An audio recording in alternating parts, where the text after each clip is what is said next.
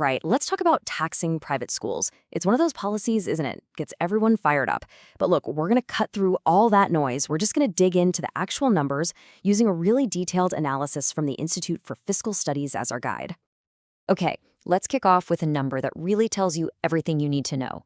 90%. In 2022, that's how much more private schools were charging in fees, on average, compared to what was being spent per pupil in the state system. And that huge funding gap, well, that's the backdrop for this entire debate. Right, so here's how we're going to break this down. First, we'll look at that huge funding divide.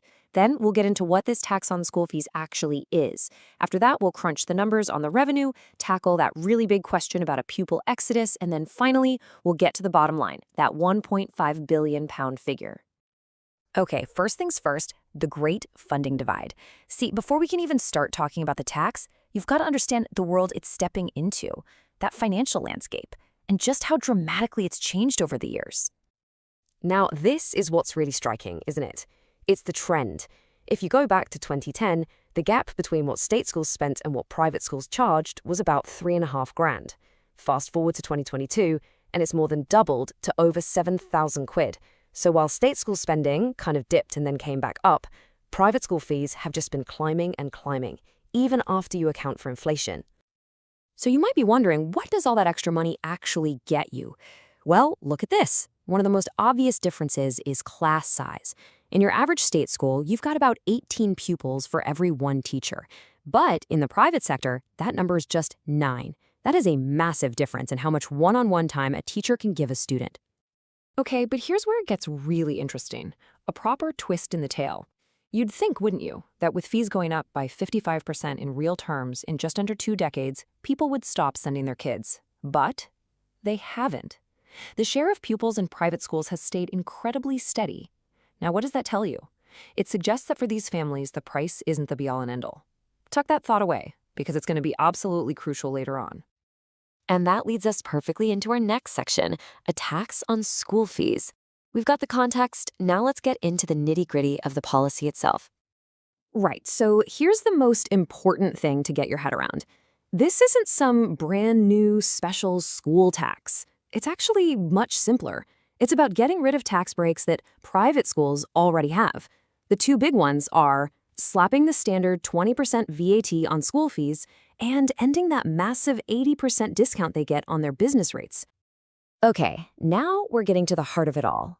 This is the core of the IFS analysis, calculating the revenue.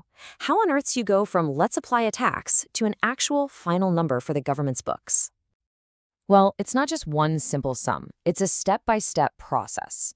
So the IFS starts with the total amount of money from fees across the UK. They work out the total VAT on that. But then, and this is really important, they make a bunch of adjustments. They take away the VAT schools can claim back. They add the VAT from boarding. They make sure fees for kids with special needs paid by councils are exempt. And then they add in the extra cash from business rates. And look at this. This chart explains one of those key adjustments perfectly. You might think, oh, 20% VAT means a 20% price hike, but it doesn't quite work like that. See, schools, just like any other business, get to claim back the VAT they pay on their own costs, their inputs. And what's a school's biggest cost? Staff, 71% of it. And there's no VAT on salaries. So when you do the math, the effective tax rate on the fees works out to be closer to 15%, not the full 20%. So after all that number crunching, factoring in the inputs, the boarding fees, the exemptions, the business rates, the IFS lands on this number, £1.6 billion. That's the estimated extra tax revenue per year. But, and it's a big but, that's before we've even thought about the biggest wildcard in this whole thing. And that, of course, brings us to the $1 million, or rather £1 billion question, the pupil exodus. This is the big one. This is what everyone argues about. If the fees go up, how many families are going to pull their kids out and put them into the state system? And that really is the heart of the debate, isn't it? The big question, will a flood of pupils from private schools just wipe out any financial gain? The critics say yes. It'll cost a fortune to educate them in state schools and cancel out the tax revenue. So, what does the actual evidence tell us? Right, to get our heads around that, we need to quickly talk about a little economic idea called price elasticity. Sounds complicated, but it's dead simple. It's just about how much our buying habits change when a price changes. So if something has low elasticity, a price rise doesn't really stop people buying it. Think about petrol, right? You still need it. If it's high elasticity, even a tiny price increase makes sales plummet. So, the big question is, where do private schools sit on that scale? Well, based on all that historical data we looked at earlier, attendance staying stable even as fees shot up, the IFS reckons it's not very elastic at all.